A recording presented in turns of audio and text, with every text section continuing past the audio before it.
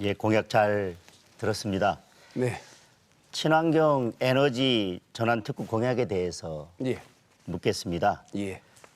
나소열 후보께서는 충남 문체부 지사 시절에 노후 석탄 화력 발전소 조기 폐쇄 TF 단장을 맡았었습니다. 예. 그리고 당시 나소열 후보는 다음과 같이 발언했습니다. 노후 석탄 화력 발전소 조기 폐쇄는 청정한 대한민국, 지속 가능한 경제 발전의 초석이 될 것이다. 도는 석탄 발전을 감축하고 친환경 에너지로 전환하는 선도적 역할에 최선을 다하겠다. 그리고 특히 당시 TF팀의 목표는 제9차 정부 전력수급 기본 계획의 보령 화력 1, 2호기 조기 폐쇄를 반영시키는 것이었고 부지사 시절에 후보님께서 이를 결국 관철해 냈습니다. 그렇게 준비 없이 석탄 화력 발전소 1, 2호기를 조기 폐쇄하고 지금 그로 인해서 고용 불안과 보령은 경제적인 타격을 받고 있는데 지금 이런 그 에너지 전환 특구 공약은 그에 대한 책임을 회피하기 위한 것이나 아니면 그 당시에 잘못된 부분에 대한 어떤 반성 없이 그냥 내놓는 공약이 아닌가 그렇게 생각이 됩니다. 예. 말씀 잘 들었습니다. 실제 제가 TF 단장을 맡았습니다. 그리고 그 맡은 이유는 에너지 전환을 하는 그 필요성은 있기 때문에 그것은 하되 그러나 대안을 가지고 해야 된다. 그 대안을 만드는데 제가 앞장서겠다. 그런 뜻에서 우리 도지사님의 요구를 받아서 제가 TF 단장을 맡았는데요. 물론 석탄 화력 발전소 보령 1, 2호기 폐쇄에 관련돼서 그것은 조기 폐쇄가 됐는데 그 대안을 충분히 만들지 못했던 것은 인정합니다. 그러나 실제 친환경 에너지 대안으로서 사실은 대통령께서 우리 보령에 방문하셔서 말씀하신 바와 같이 수소 관련 한 6조 정도가 투자되게 계획을 발표하셨고요. 그리고 풍력과 관련해서 또 5조 이상 투자할 계획을 발표를 하셨습니다. 정부에서 이렇게 에너지 전환에 관련돼서 보령에 앞으로 막대한 투자 계획을 중앙정부에서 발표를 했었고요. 그리고 충청남도에서 그 이후에 에너지 전환 기금을 만들어서 일자리 전환이라든가 여러 가지 노력을 하고 있는 것으로 알고 있는데요. 물론 부족하지요. 지금 현재 부족한 점 많이 있지만은 앞으로 더 그 지역의 지역 경제 악영향이라든가 혹은 고용 불안이라든가 이런 부분들을 해소하기 알겠습니다. 위해서 노력하겠습니다. 제가 질문드리는 핵심은 지금 그런 대안들이 마련되고 있고 또 거기에서 더 나아가서 나소열 후보께서 이제 친환경 에너지 관련된 좋은 공약을 만들어 주셨었는데 예. TF팀에서 그런 조기 폐쇄를 추진하면서 지역 경제에 미칠 영향이나 인구 감소 이런 부분에 대해서 좀 더 심도 있게 지역 주민들과 논의를 하고 대안을 미리 마련하고 추진했더라도 늦지 않았다 그런 생각이 들고 이제 그런 부분에 대한 준비가 미흡하게 추진된 것이 지금의 지역 경제에 많은 영향을 미치고 있다고 생각을 합니다. 사실은 지금 고용은 전혀 해고는 되지 않았고요. 그 부분에 대해서도 드릴 말씀이 해고는 되지 않았다고 생각하시겠지만 보령 화력 관련해서 그 기기를 1년에 한 2번 정도 점검하는 인원이 몇천 명입니다. 그런데 그 점검하는 인원은 지금 일자리 잃은 것이 되고 그 가족들도 마찬가지입니다.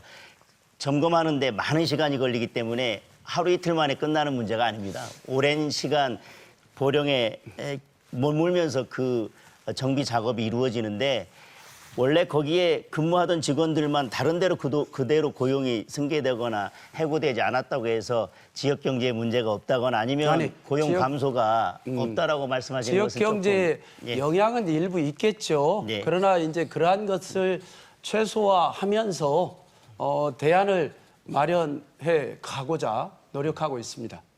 예, 알겠습니다. 시간이 많이 남지 않아서 다음 질문을 하지 않겠습니다. 네. 우리 나소열 후보께서는 네. 정치 인생 30년 동안 거의 보령 서천 지역에서 지역 주민들과 함께 오셨습니다. 그래서 그런지 공보물을 보니까요. 유성에 출마하여 대전 시민의 선택을 호소했던 사람이 누구입니까? 이렇게 써놓으셨고 고향이 아닌 대전의 발전을 위해 노력하겠다는 결기 어린 발언을 한 지가 얼마나 되었습니까? 라고 이제 공보물에 되어 있어요. 이제 저에 대해서 말씀하신 내용인 것으로 보여집니다. 또 문자 보내신 내용을 보니까 전혀 준비되지 않은 후보에게 우리 지역의 미래를 맡길 수는 없는 것 아니겠습니까? 라고 이렇게 해놓으셨습니다. 그렇다면 지금 더불어민주당 인천 계양을에 출마하고 있는 이재명 후보께서는 아무런 전후 맥락, 좌우 맥락도 없이 뜬금없이 인천 계양을에 출마하셨는데 그렇다면 이재명 후보는 출마해서는 안 되는 분이 출마하셨다는 것인지 아니면 후보로서의 자격이나 적합도가 매우 떨어진다는 것인지 저에 대해 이렇게 말씀하시는 것을 보면 과연 이재명 후보에 대해서 어떤 답변하실지 궁금합니다. 네. 이 지역과 또 수도권이 다른 부분이 분명히 있습니다.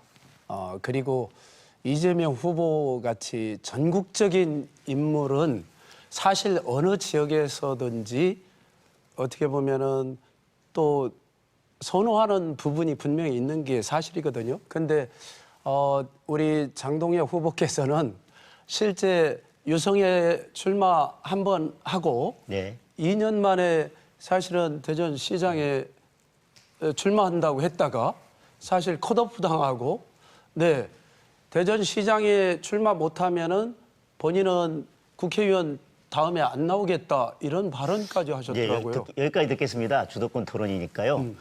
이재명 후보는 전국적인 인물이니까 전국 아무나 데나 가서 출마해도 된다는 취지로 들리고 저는 전국적인 인물이 아니기 때문에 지역구로 옮기면 안 된다는 취지로 들리는데 제가 유성에서 출마했던 거 맞습니다. 그리고 유성에서 정말 최선을 다해서 일했습니다.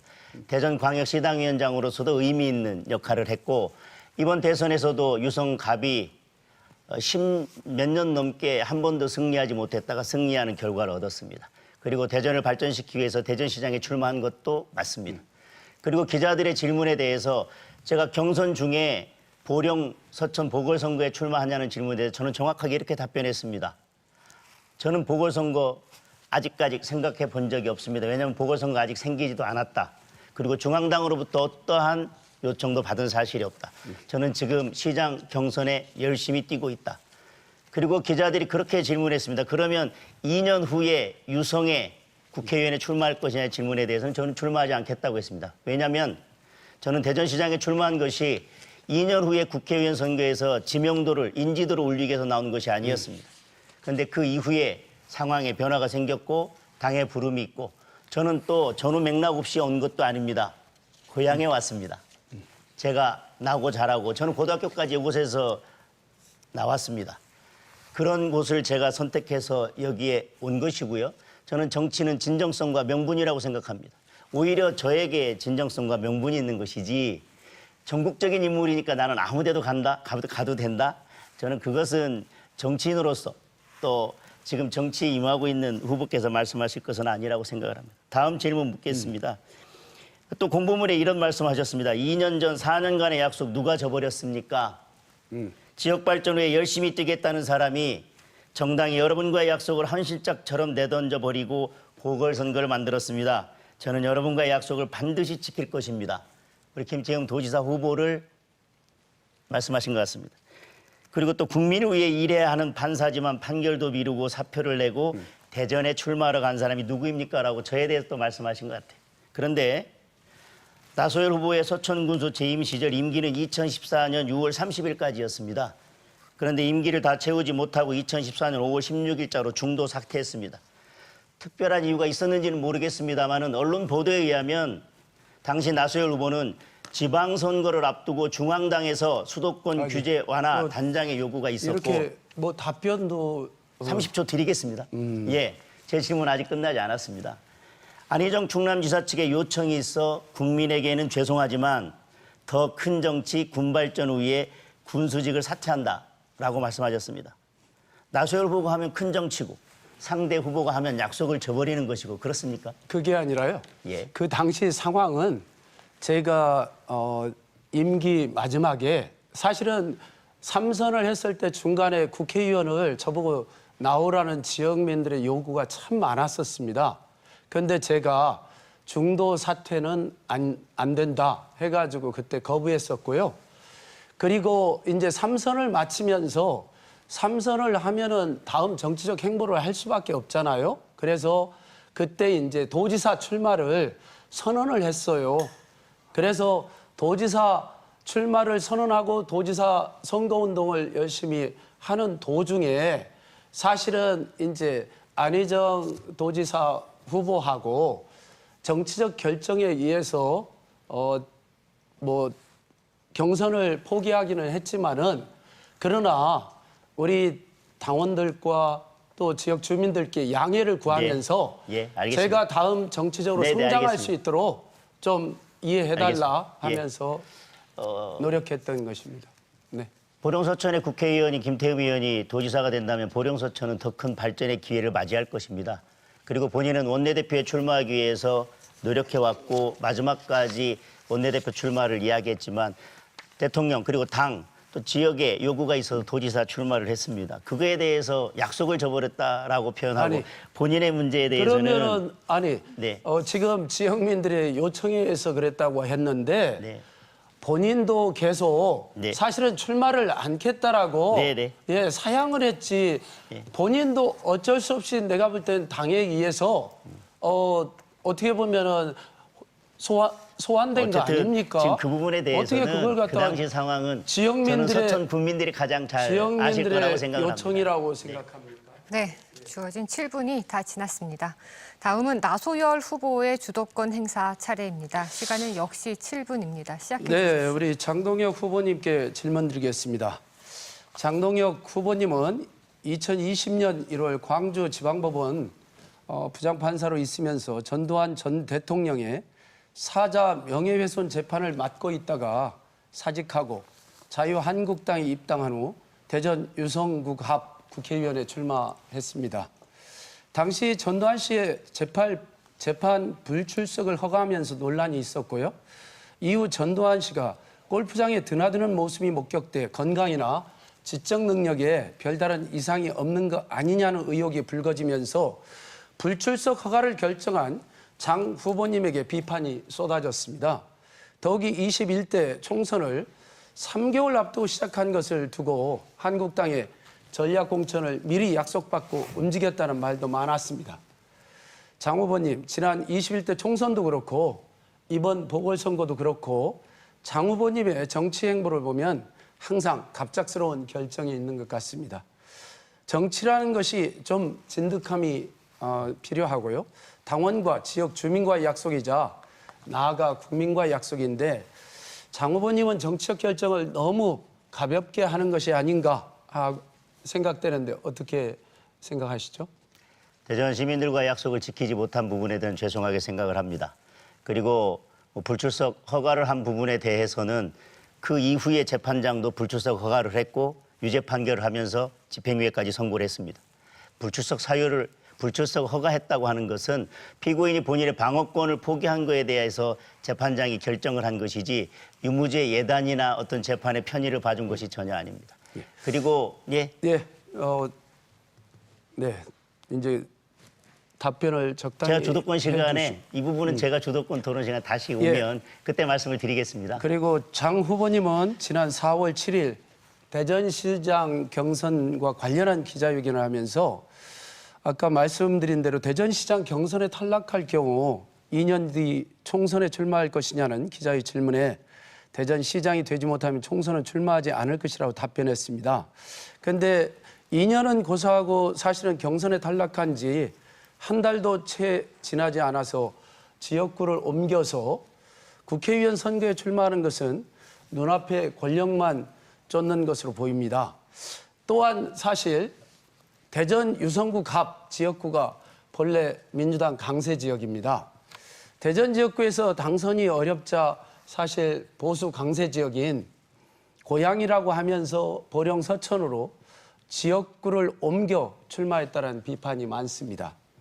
보령 서천에서 30년 넘게 한 지역구를 지키고 있는 제 입장에서도 선뜻 이해하기 어려운 행보를 보이고 원칙도 없고 명분도 없어 보입니다. 장 후보님께서는 이런 비판에 대해서 어떻게 생각하십니까? 제가 이런 질문에 대해서 미리 제가 주도권 시간에 말씀을 드렸습니다. 이재명 후보에 대한 것을 비교해서 말씀을 남을 드렸고, 비교하지 말고요.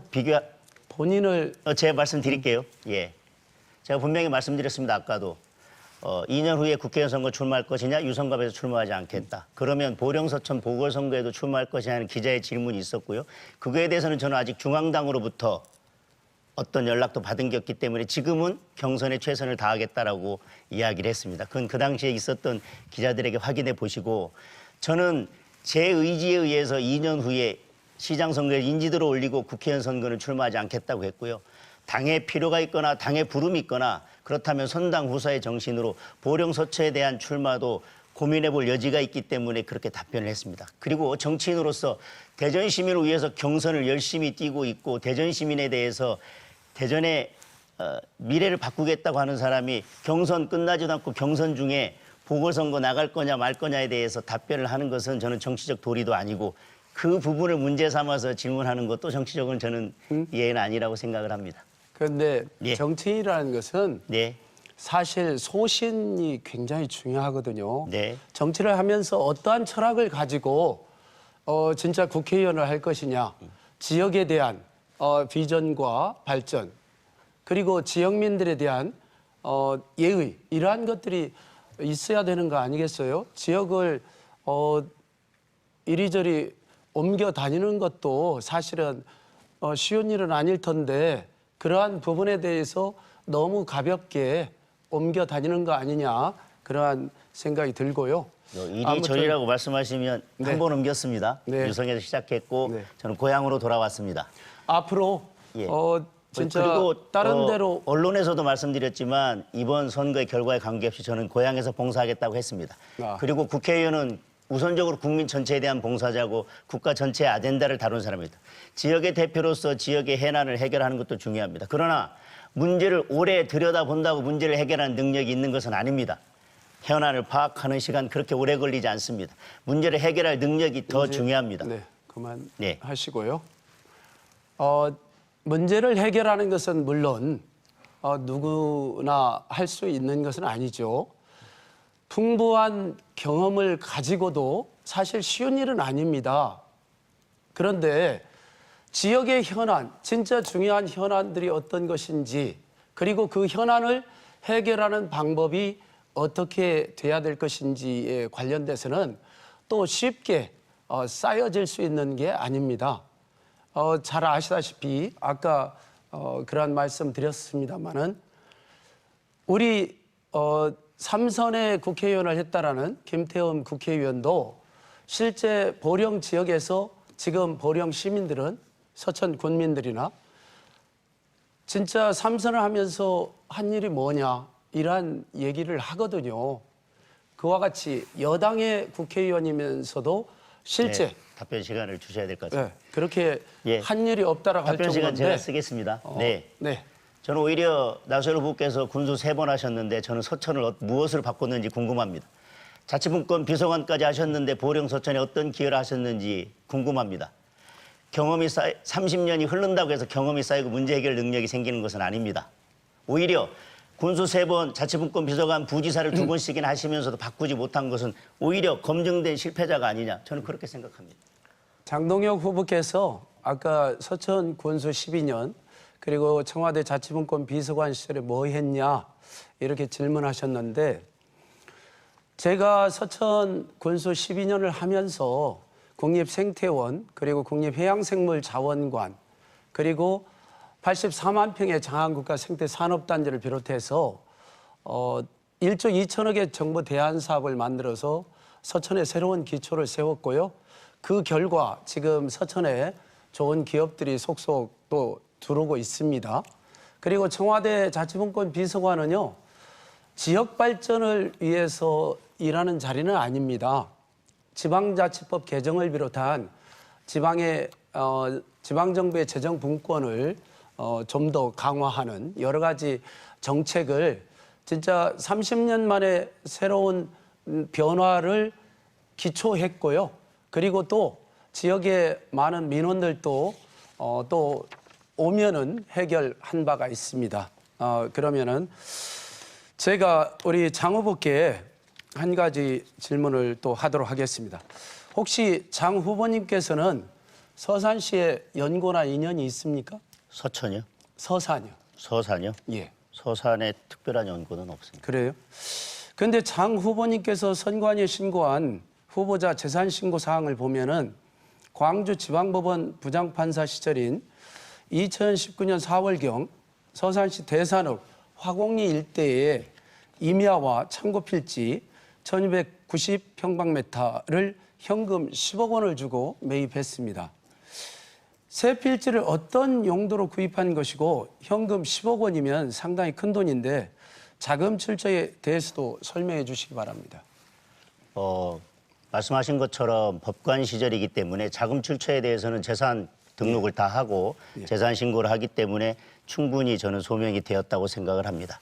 그리고 이 당시에 이것을 매입한 것은 배우자가 여기에 사업을 하기 위해서 매입을 했었는데요. 오히려 지금 이 부지에 문제가 있어서 등기를 하지 못하고 있고 법적 분쟁이 있습니다. 어쨌든 처음 목적은 사업을 위해서 매입했던 것인데 지금까지 등기가 되지 않고 있다고 말씀드리고 자금 출처에 대해서는 대출금 등이 포함되어 있는데 이미 재산 등록에서 충분히 소명했다고 생각을 합니다. 근데 해당 부지는 사실은 충남 유일의 국제항인 대산항과 대죽산단 네. 바로 인근에 있습니다. 네. 대산항의 대대적인 개발과 크루즈 입항 등이 예정되어 있는데요. 장 후보님이 매입한 임야가 하필 엄청난 개발이 예정된 대산항 인근이라는 점에 투기 의혹이 제기되는 것입니다. 또 현직 판사 신분으로 연고가 없는 지역의 임야를 현금 10억 원이나 되는 돈으로 세 필지씩이나 매입한 것은 어떤 이유로든 부동산 투기 의혹을 벗기 어려운 것으로 보이는데 어떻게 생각하십니까? 지금 용도에 대해서 매입한 목적에 대해 이미 말씀을 드렸습니다. 네. 그리고 대산항이나 이런 여러 가지 내용들에 대해서는 이미 다 예정돼 있었던 것이고 확정돼 있었던 것이고 누구나 다 알 수 있는 것이고 서산시청 홈페이지에 들어가면 충분히 다 알 수 있는 내용들이었습니다. 그리고 지금 이 부분에 대해서 투기 의혹이라고 말씀하시는데 새 필지면 면적이 그렇게 넓지 않습니다. 그럼에도 불구하고 10억 원을 주고 매입했다고 하는데 지금 공시지가를 보면 그 당시에 이미 개발 예정이나 개발 호재나 이런 것들이 충분히 반영된 가격이어서 이 가격으로 매입한다고 하더라도 차익을 노리기는 어려운 상황입니다. 실질적인 목적이 있어서 매입했던 것이라고 다시 말씀드립니다. 그런데 새 필지가 그 후보님 네. 정책과 공약 중심으로 상당히 좀 토론을 해주시기 바랍니다. 떨어져 있거든요. 이 새 필지가. 네. 그런 의미에서 크게 이게 두 필지가 크게 붙어 있고요. 네, 두 네. 필지는 붙어 있고 네. 하나 가장 큰 또 필지인 것으로 보이는데 그게 떨어져 있더라고요. 두 필지의 크기, 두 필지의 2분의 1과 한 필지의 면적이 거의 비슷합니다. 그런데 떨어져 있는 다음 필지가 공약과 굉장히 정책 위주로 질의응답 다시 예. 해주시기 바랍니다. 예. 계속 하셔도 괜찮습니다. 좀, 네. 뭐 제가 특별히 다 답변 드릴 수 있기 때문에 정책 아니라 그 부분 계속 질문하셔도 괜찮습니다. 추가로 한 가지 조금 석연치 않은 것은 네. 실제로 이 토지 매입에 관련돼서 네. 수반건설이라는 회사에서 네. 매입을 하셨더라고요. 맞습니다. 그런데 수반건설이 원래 이쪽을 네. 개발한 아마 기업 같습니다. 네. 이 기업이 네. 다른 회사한테 이 토지를 예를 들면은 이 대산읍에 있는 임야 545평방 제곱미터인데 이 토지를 2억 9천에 매매를 했었어요. 다른 회사에. 네. 그런데 이거를 갖다가 한 2억 4천에 다시 수반건설이 매입을 또 했더라고요. 네, 네. 그런데 한 5일 정도 됐는데 거의 1억 2천에 네. 좀 비싸게 우리 장동혁 후보께서 이제 이거를 산 거예요. 네. 네. 그것도 5일 만에. 네. 그러니까 뭐 이 귀한 시간에 그거 설명하는데 네. 다 시간을 쓸까요? 제일 처음에 원래 그 필지를 산 게 아니라 밑에 필지를 샀었습니다. 그런데 수반건설에서 거기에 도로가 예정돼 있어서 이 토지는 매매가 불가능하다고 며칠 후에 통보를 받았고, 그래서 우리는 그러면 계약을 해지하고 돈 다시 돌려주십시오라고 했더니 수반건설에서 자기들이 어떻게 해서든 그 인접 토지를 매입해서라도 저에게 소유권을 넘겨주겠다고 해서 지금 일이 그렇게 됐고요. 그 과정에 대해서 추가로 뭐 서면으로라도 설명하라고 하면 얼마든지 설명을 드리겠습니다. 예. 그러니까 다만 이 귀한 시간에 이미 법관 시절에 다 재산 공개해서 검증을 받은 부분에 대해서 시간을 쓰는 것이 과연 옳은지는 잘 모르겠습니다. 네. 차관 지도자라는 것은 네. 저는 모든 것에 모범을 보여야 된다고 네. 생각합니다. 최근에 공직자들의 부동산 투기 네. 이것 때문에 사회가 굉장히 논란이 됐었는데요. 저는 공직자로서의 처신은 엄정해야 된다고 생각하거든요. 그런 의미에서 제가 질의를 드렸습니다. 예, 정해진 시간이 다 지났습니다. 다음은 장동혁 후보가 주도권을 행사할 차례입니다. 정책과 공약 중심으로 토론을 진행해 주시기 바랍니다. 시간은 역시 7분입니다. 시작해 주십시오. 뭐 공직자에게 높은 도덕성을 요구한다는 것도 충분히 이해하고요. 다만 이 부분에 대해서는 나중에 이것이 투기인지 아니면 제가 정말로 실제 어떤 용도나 목적이 있어서 사용했는지는 저는 시간이 지나면 알게 될 것이라고 생각을 합니다. 제가 묻겠습니다. 지금 더불어민주당에는 안희정 지사 그리고 오거돈 전 부산시장, 박원순 전 시장을 비롯해서 최근에는 박안주 의원께서 성비위에 연루돼서 문제가 되고 있습니다. 사실 지금 뭐 말씀하신 공직자의 도덕성 여러 가지 말씀하셨는데 성비위는 사회적으로 너무나 지탄을 많이 받는 것이고 공직자로서는 절대 해서는 안 되는 영역이라고 생각을 하는데 국민적으로 지탄을 받고 계속해서 문제가 되고 이런 문제가 생길 때마다 뭐 호소인이라는 말을 만들어 가면서까지 민주당에서 그렇게 해왔는데 계속해서 이런 문제가 발생하는 것은 민주당 정치인들이 도덕적으로 불감증에 있다거나 아니면 상대방에 대해서는 엄격한 도덕성을 요구하면서 본인들의 잣대에 대해서는 전혀 그렇지 못한 내로남불이 아닌가 그렇게 생각하는데 어떻게 생각하시는지. 먼저 우리 더불어민주당의 몇몇 분들이 실제 성비위 사건에 연루돼서 물의를 일으킨 것에 대해서 민주당 당원의 한 사람으로서 정말 국민들께 송구스럽게 생각합니다. 그 부분에 대해서는 정말 사죄의 말씀 이외에는 드릴 말씀이 없습니다. 더 노력하고 더 새롭게 시작하겠다는 약속을 드립니다. 그런데 한 가지 참고로 여담입니다마는 우리 대통령 여사이신 김건희 여사님께서 예, 여기까지 듣겠습니다. 네. 여기까지 듣겠습니다. 한 말씀 하셨잖아요. 주도권 아니 토론이니까요. 30초는 네. 네 30초 드린 네. 것 같은데요. 네. 그래 예. 이따 하겠습니다. 네. 지금 검수완박을 정권 말기에 급하게 마무리 지었습니다.